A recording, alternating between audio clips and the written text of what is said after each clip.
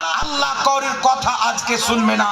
সব মুসলমান বুখারী শরীফের হাদিস, কিয়ামতের মাঠে ছুটে আমার আপনার নবী সাল্লাল্লাহু আলাইহি ওয়াসাল্লামের দরবারে হাজির হবেন। ইয়া রাসূলুল্লাহ, ইয়া হাবিবাল্লাহ, सबने शबे महशर ललकार दिया हमको, ए बेकसों के आका अब तेरी दुहाई है ইয়া রাসূলুল্লাহ, ইয়া হাবিবাল্লাহ।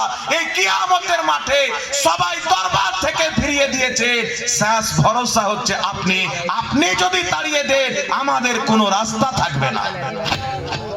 আমার আপনার নবী বলবেন, সহিহ বুখারীর হাদিস, কোন মায়ের লাল জয়ী বলতে পারবে না। রাসূল পাক বলবেন, আনা লাহা, এই কাজের জন্য তো আমি আছি। আল্লাহ নবী বলছেন, আমি সাজদাতে পড়ে যাব।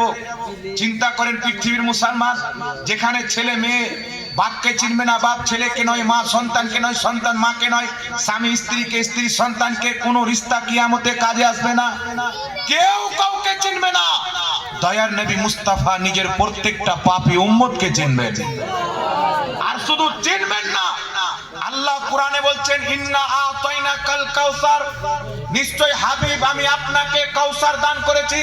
নবী বলছেন, কাউসার হচ্ছে জান্নাতের একটি হ্রদ, যার পানি দুধের চাইতে বেশি সাদা, মধুর চাইতে বেশি মিষ্টি। কিয়ামতের মাঠে যেই ব্যক্তি একবার পান করে নিবে, দ্বিতীয়বার কিয়ামতে পিপাসিত হবে না।